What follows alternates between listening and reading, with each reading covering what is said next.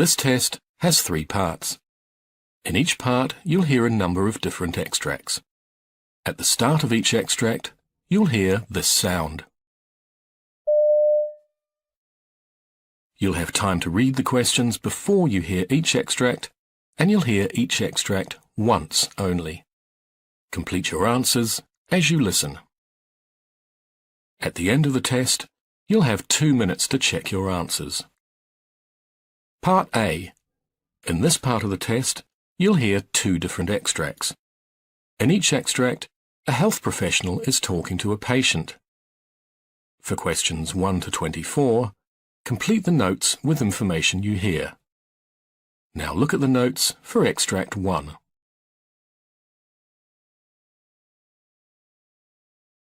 Extract 1, questions 1 to 12. You hear a gastroenterologist talking to a patient called Andrew Taylor. For questions 1 to 12, complete the notes with a word or short phrase. You now have 30 seconds to look at the notes.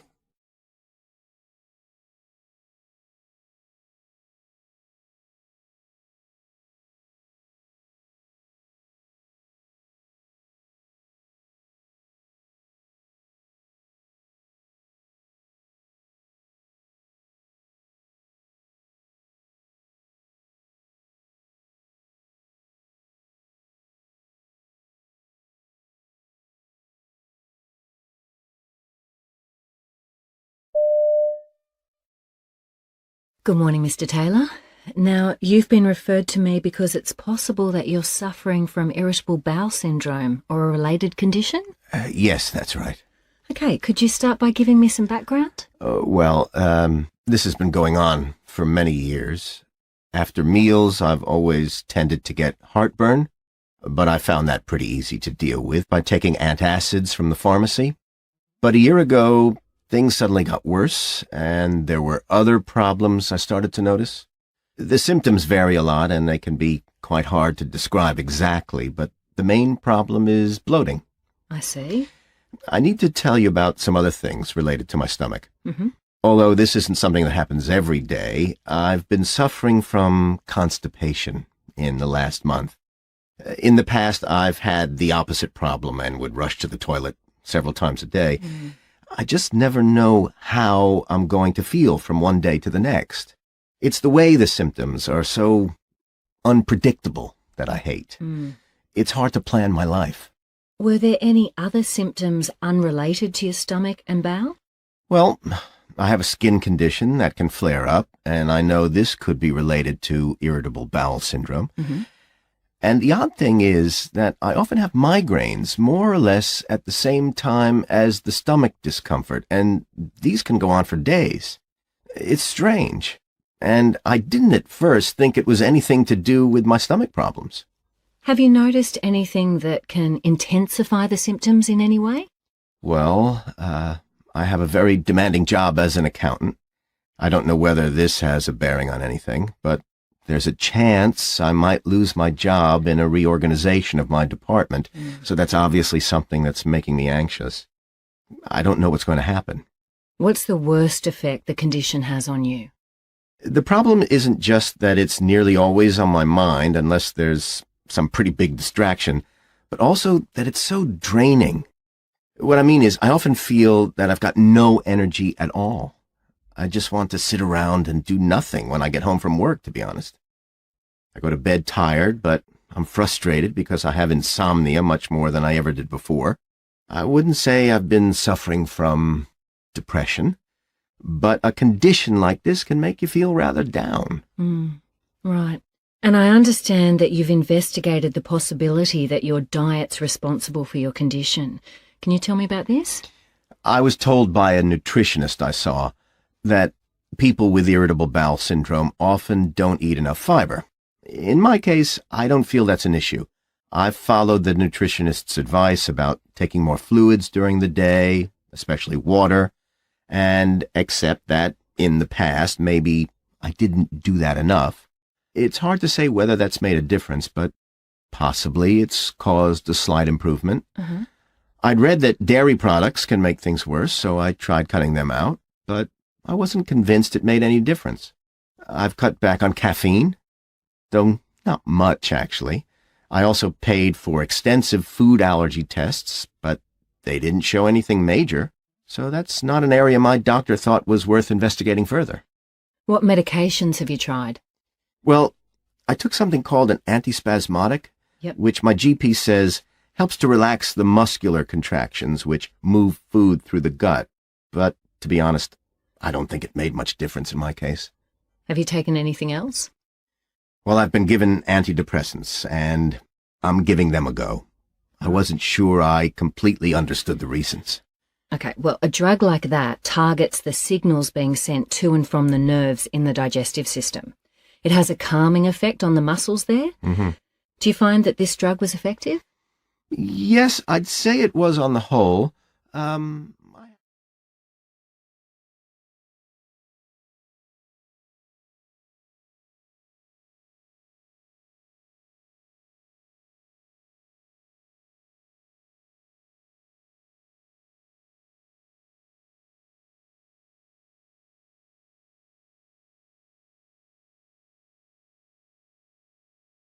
Extract 2. Questions 13 to 24. You hear a hospital neurologist talking to a new patient called Kathy Tanner. For questions 13 to 24, complete the notes with a word or short phrase. You now have 30 seconds to look at the notes.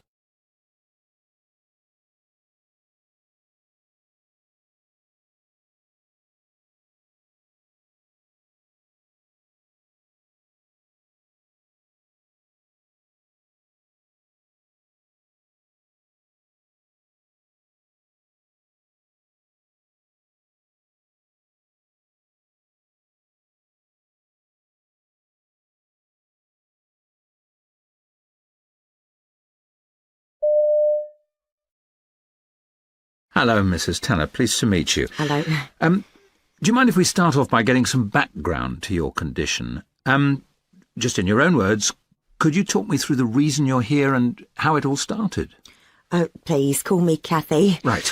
So, until 2 years ago, my husband was in the army. Right. We lived off base, and I had a job which involved a lot of driving. Mm-hmm. Whenever I was in the car, I noticed that my neck would get pretty stiff at times. Right. It was hard to turn my head. To cut a long story short, when my husband left the army, we moved to a new house. My neck pain was still a problem, so I decided to visit an osteopath. Right. He tried to fix the problem by a neck adjustment, but actually it just made things worse. Oh, dear. I found I was losing flexibility in my neck. I began to use a heat pad, which did help at first. Good, but so not for long? No. About a month or two on, I started to get this sort of feeling that something was pulling my head over towards my right shoulder. Right. It was painful and embarrassing because I couldn't keep my head straight. Of course. I'd managed to hide it from everyone around me until then. About this time, one of the doctors I'd seen thought physiotherapy might help and sent me to a nearby clinic. Mm-hmm. So I started going in regularly for treatments. And one day, the head of the clinic looked at me while the therapist was trying to position my neck and whatever. And he said, "You know what your problem is, don't you?" And I replied that I didn't. And he told me that I had spasmodic torticollis, and I had no idea what that was. So what happened then? So he says, "Oh, it's untreatable. You just have to learn to live with it." I went home in pain, feeling depressed and hopeless. Yes, of course. He was just so unsympathetic and unhelpful. Well, I'm sorry to hear this. Thanks. So my diagnosis of spasmodic torticollis was in June. So I began to research, what I could do. I tried chiropractic treatment until December. It cost a fortune, but did no good. Oh dear. The pulling and pain continued to increase. I saw a couple of neurologists, and I was put on a drug called baclofen, but it really didn't make any difference. Yes, that wouldn't do much for your condition. Oh, right. Anyway, the one really good thing I did at that time was to join a support group for spasmodic torticollis patients, so at least I knew I wasn't alone with the condition. But mostly, I just sat at home a lot. In order to get a bit of pain relief, I got myself an orthopaedic chair, and that did give me some support. Right. In November, I saw something in a magazine in the medical section. It mentioned some new treatments being done at the university hospital to treat things like spasmodic torticollis with Botox. We mentioned this to our GP, got a referral, and in December, I had the first injection in my neck. And how did the treatment go? Well, the injections really helped the pain, you know. My head returned to almost a normal position. Right. It did give me a few problems, like problems swallowing, but that was okay. I thought I'd received a miracle cure. I was devastated when everything started to come back like before, and I went back to the hospital in May. At this time, the results weren't quite as good. Even though they'd upped the dosages, I ended up having 9 lots of injections, plus the, various oral medications. So I can't remember what they were. No, it doesn't matter. But nothing really made much difference. I just got more and more confused, and loss of memory became a problem too. Just for pain relief, they ended up giving me a pump so I could give myself morphine. Finally, I saw something in my ST support group's magazine about a relatively new type of surgery being done by a local neurologist, and that would be you. So, here I am. And we will do our best to help you. Now, just a few more questions.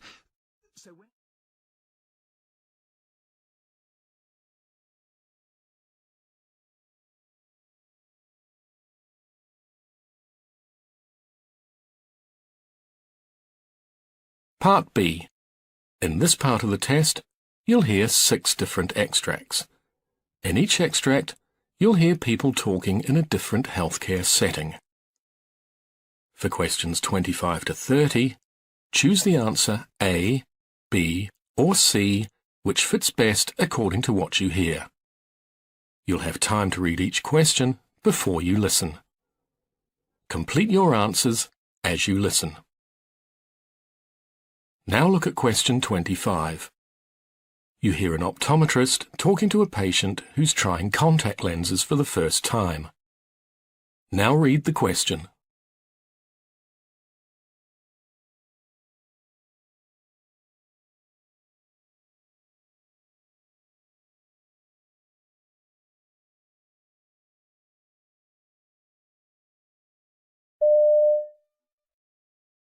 Now, you've had the lenses in for a few minutes. How are they feeling? Not bad. I thought I'd feel them actually touching my eyes, that they'd be sore or prickly, but I can't feel much at all. My eyes do feel a bit watery, though. It's okay. You've just used too much solution. Now, in a few minutes, I'll get you to try taking them out and inserting them again by yourself. I had no trouble taking them out earlier, but I'm not confident about putting them in. I worry I'll press too hard. That's unlikely to happen. Things look rather distorted, though. I mean, I can't make out the letters on that chart. Any of them? Those lower down. Let's give things another minute to settle down.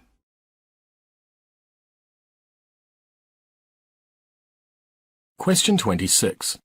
You hear a nurse asking a colleague for help with a patient. Now read the question.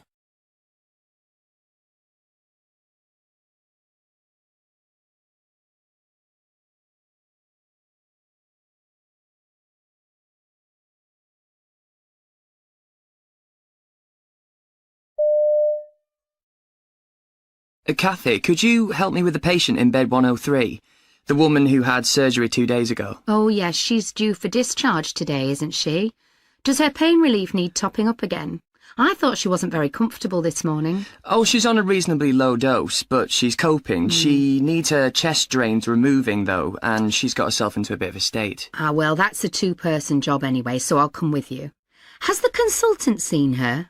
I know there was some concern yesterday about her condition and the level of the fluids draining into the bags. Oh, he's cleared her for removal of them today, but I think some reassurance might be needed first. Right. I might just check her analgesia and give her more before we go ahead. Okay.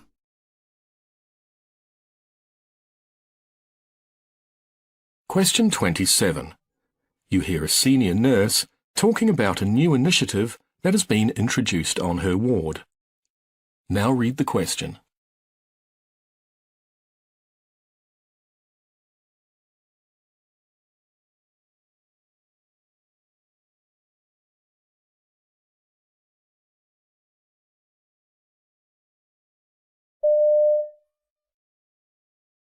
One of our key priorities is improving communications between staff, patients and patients' families. We recently introduced a scheme called Dear Doctor, which involves giving each patient a card where they can make a note of any questions or concerns that they themselves have. They can also talk to their families during visiting time, or even on the phone, and see if there's anything else they'd like to add. The cards are then collected and given to the doctor before the ward round. We're really pleased with the response.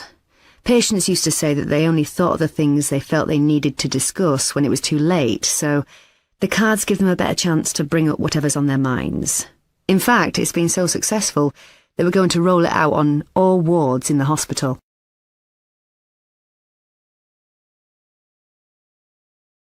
Question 28. You hear two radiologists talking about the type of scan to be given to a patient. Now read the question.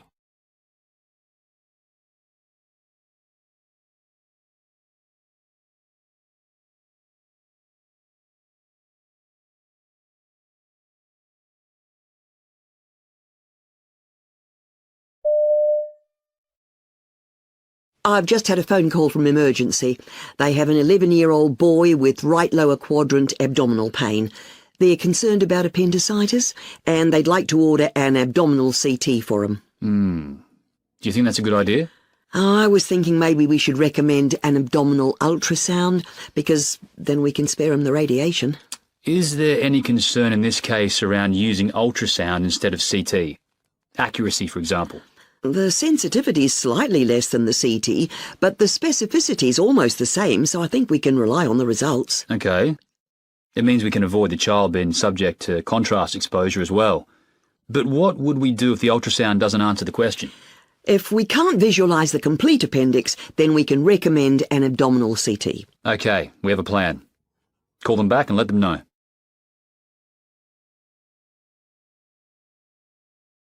Question 29. You hear part of a surgical team's briefing. Now read the question.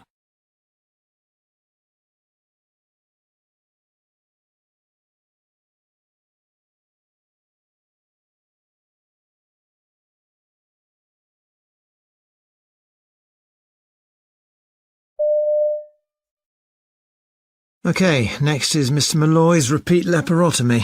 Any anaesthesia issues? We don't expect any particular problems. He's relatively fit and well, except for his epilepsy, which is under good control. His BMI is 35. Will we need the obesity bed? It shouldn't be an issue. And what about the epilepsy post-operative management? He's taking his oral medications, and we can use an IV if necessary.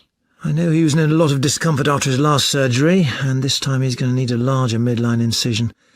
It may be worth thinking about an epidural. He's certainly at the extremely low edge in terms of pain threshold.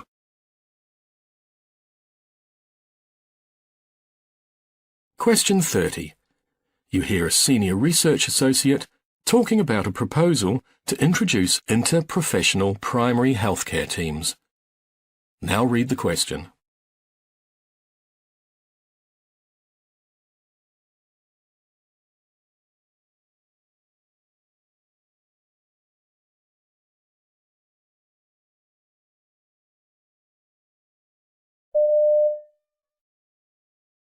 We're looking at opportunities to improve the effectiveness of health and healthcare systems here in Canada. One of the interventions we're looking at is interprofessional primary care teams, groups of professionals working together collaboratively to provide services including healthcare, social services, and advice to patients within the primary care setting. There's evidence that teams like these can improve chronic disease outcomes, including diabetes, hypertension, and heart disease, as well as mental health problems. There's also evidence that improvements can be made in terms of both access to and coordination of care. Now, the extent to which these teams could affect the costs of healthcare in such areas isn't quite clear within the evidence, but the work we're doing aims to address such issues while looking at the challenges of implementation and evaluation.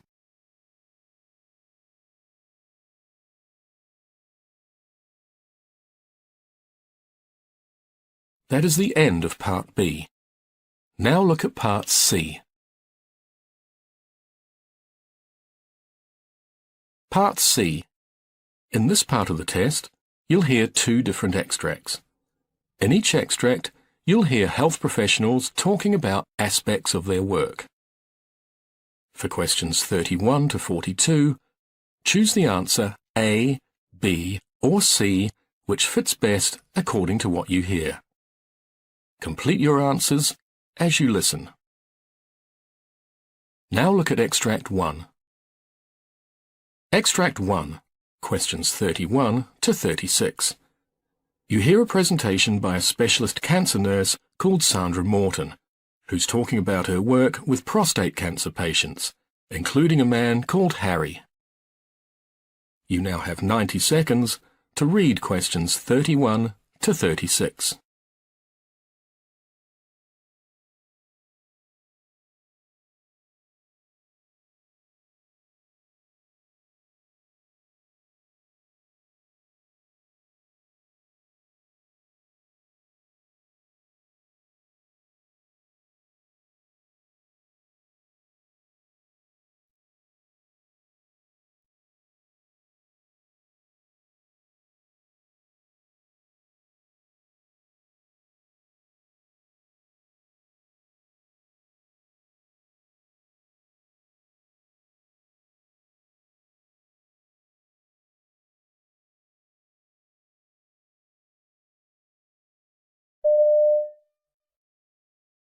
My name's Sandra Morton and I'm a specialist cancer nurse, helping cancer patients deal with their diagnosis and treatment. I'd like to tell you about the type of work I do, and particularly about one of my patients, recently diagnosed with prostate cancer. Let's call him Harry, to illustrate the sort of things I get involved with. Now, before we get on to Harry, I'll give you a bit of background. Clearly, my job covers many aspects of patient care, but what's the priority?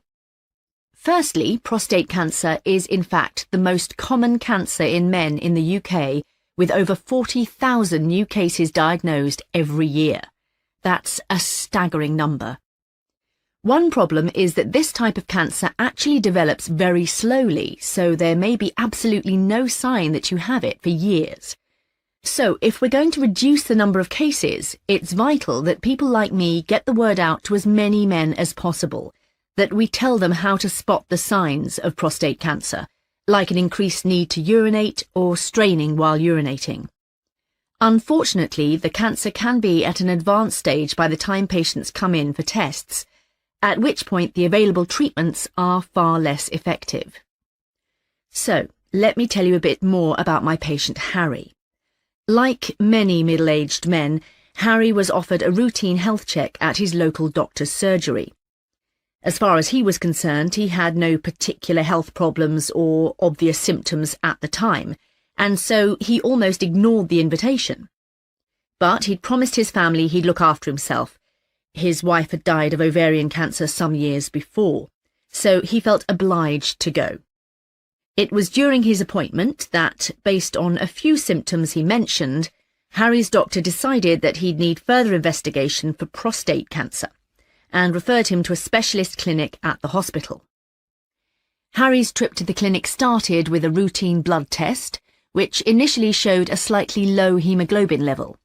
A further test then revealed that his PSA, the prostate-specific antigen, was high at 20. He then saw a urology consultant who conducted a digital rectal examination and biopsy, a procedure that I always try to explain to patients may be uncomfortable but is entirely necessary. In fact, though, Harry said the 3-week interval between having a biopsy taken and hearing the outcome was far more of an ordeal. Harry told me that when he went to see the consultant to get his results, he immediately sensed he was in trouble. Although the consultant was very considerate in delivering the news, unfortunately the indications were that Harry did indeed have prostate cancer. He was assured that the cancer was low-grade and not aggressive. Harry had suspected the worst, and though he'd tried to prepare himself for it by doing some online research, finally hearing that confirmation was still a shock. In fact, the very mention of the word sent Harry into panic, which was very unlike him. So at the time I first met him, he was very vulnerable and grateful to have someone to talk to. Of course, the response to the illness amongst prostate cancer patients like Harry can vary enormously. I've dealt with some men, for example, who haven't really realised the importance of keeping up their medication because they've felt relatively well, especially if they've been experiencing unwanted side effects. Unfortunately, though, any break gives the disease the perfect opportunity to spread into the bones, making it much more difficult to treat and a successful outcome less likely. And some treatments do cause some unfortunate effects, such as erectile dysfunction, which some men really feel uncomfortable discussing, because it's a sensitive issue. Other patients have mentioned that even though they've been given a lot of help, it's still difficult to weigh up the pros and cons of the various treatment options they're offered, from ultrasound or radiotherapy right through to radical prostatectomy. So responses like these need to be taken into account by specialist nurses when talking to patients. For me, these factors really underline the importance of the community follow-up clinics we have in my area, which address many of these issues in the provision of healthcare for cancer patients. Staff at these clinics see patients during their recovery and only send them back to hospital for treatment if they develop significant new symptoms. Seeing patients in the clinics means that staff get to know each patient and build a relationship with them, which enables nurses like me to dispense advice and answer questions. And although we have no firm evidence, staff feel that's far more beneficial to patients than attending a large hospital clinic. So we're hoping more clinics like these can become available.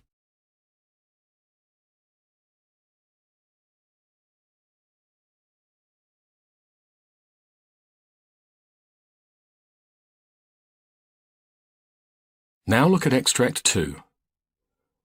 Extract 2, questions 37 to 42.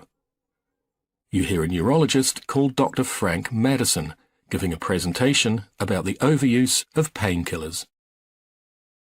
You now have 90 seconds to read questions 37 to 42.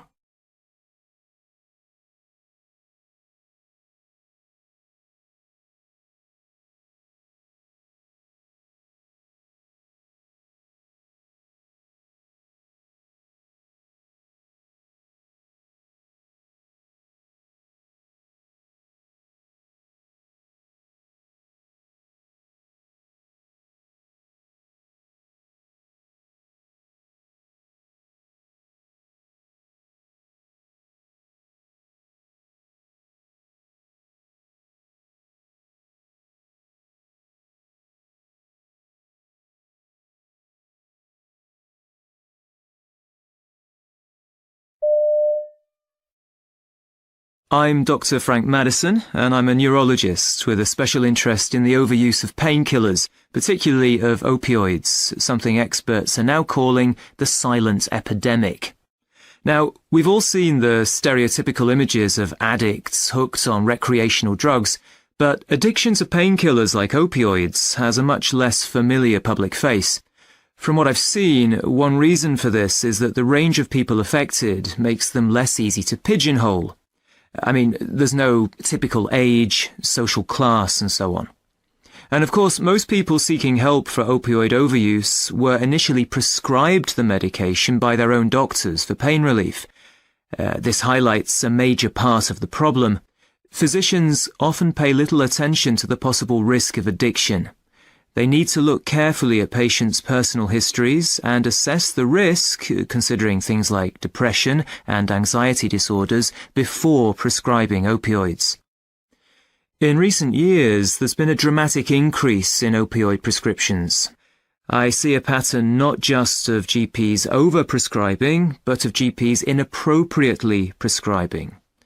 Sure, people want their pain relieved immediately, that's understandable, but proper pain management requires lengthy face-to-face input, which time pressures don't allow, so easier alternatives have become the default option. What's more, although opioids can provide effective relief in the short term, they shouldn't be the automatic first-line therapy. Many alternatives do exist, and they're no more costly. People generally think of pain as a direct symptom of a problem in the affected area.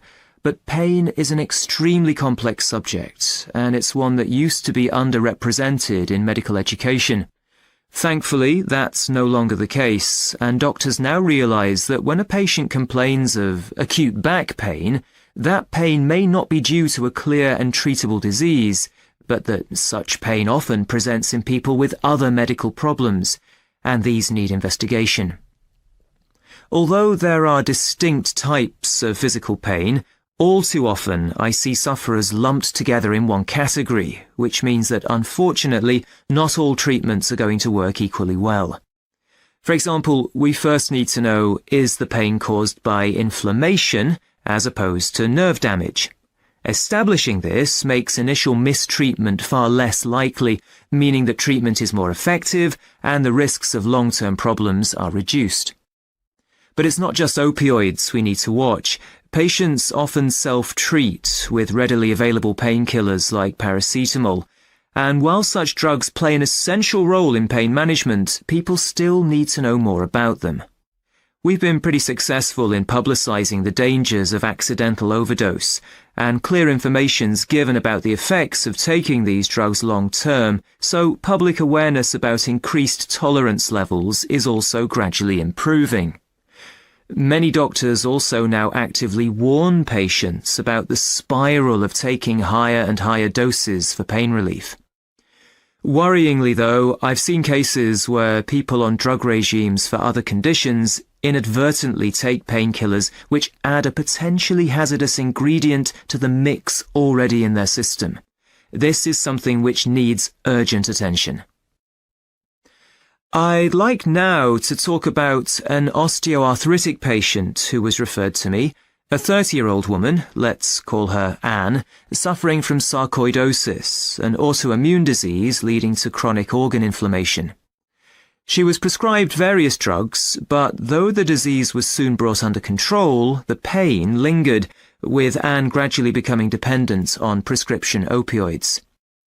Typically, she was terrified of stopping them, yet the more she took, the worse she felt. The thing is, her prescription would have been ideal for short-term pain, like that following surgery, but should never have been given for the chronic pain she was experiencing.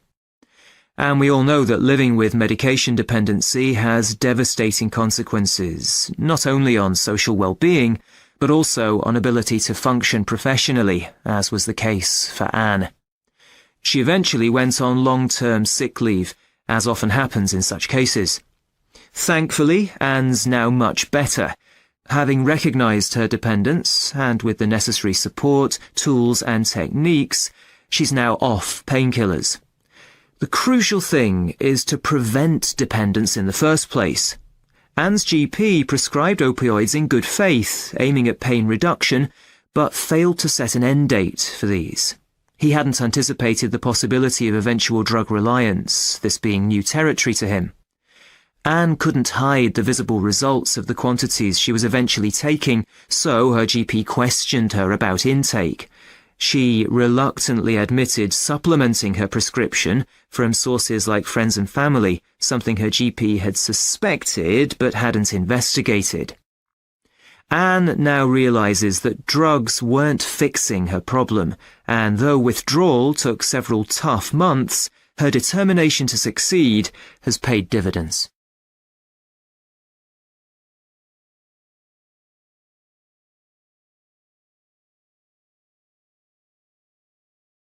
That is the end of Part C.